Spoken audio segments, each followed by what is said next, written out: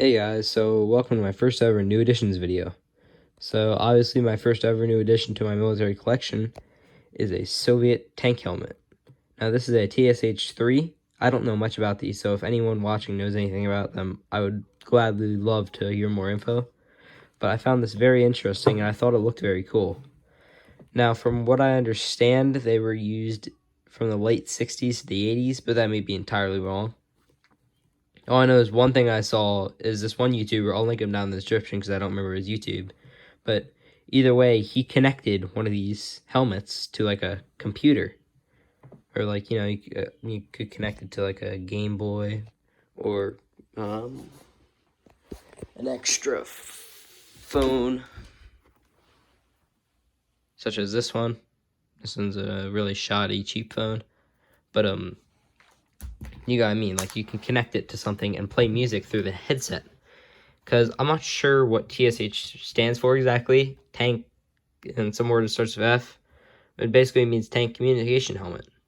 And, well, it's meant so you can communicate with other, like, tankers, pretty much, or other people inside your tank, I believe.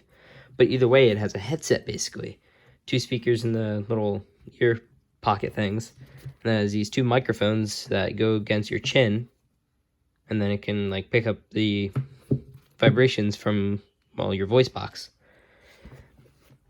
But I thought this helmet looked very neat, and I kind of just wanted to be the person out of my friend group that's using some old Soviet tank helmet as a headset for their computer to play games, such as War Thunder.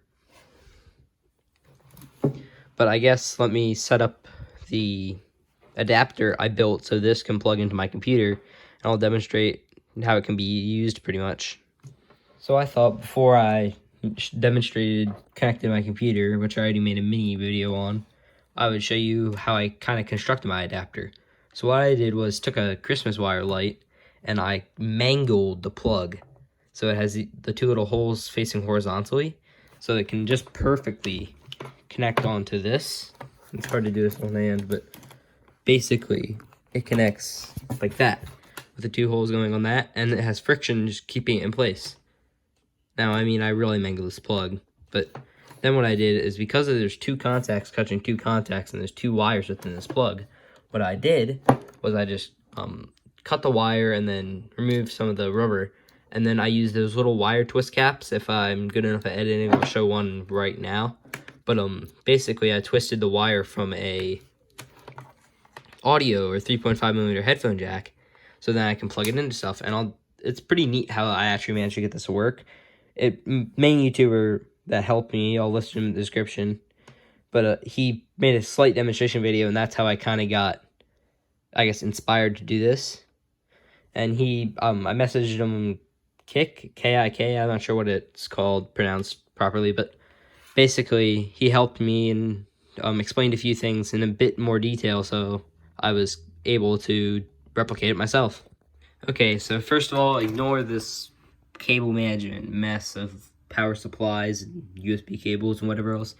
But I have it plugged in my computer right now in the headphone jack, which certain phones don't have nowadays for no stupid reason. But either way, going back to this, and then that's plugged in to the 4-prong connector right here.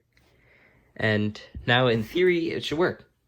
Now, it's not the loudest of headsets, so I do have my computer at 100%.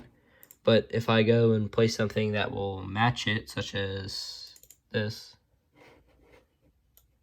in full volume, as you can hear, it's coming from my headset. Now, I hope I don't get copyrighted for some stupid reason. But I mean, it works with anything, because I've heard some people were complaining that it only works with old Soviet recordings or something. But I mean, it works for pretty much anything. I mean, it's not something that's too hard to make by yourself. You don't need a soldering iron. In fact, I don't even know how to use a soldering iron. But, I mean, it's a very, I guess, impressive things to people that don't know anything about it. But when you look into it, it's actually insanely simple. Like, in fact, it's as easy as if I find a Game Boy game that has no audio. Some cheap game I bought off eBay for like $1. and plug it into my Game Boy. My computer's gonna start playing. Yep. But if I plug this into a Game Boy, as you should see, it should probably work.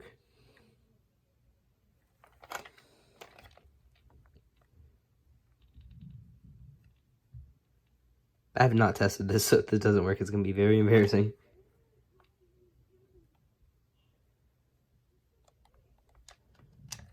Is my volume up?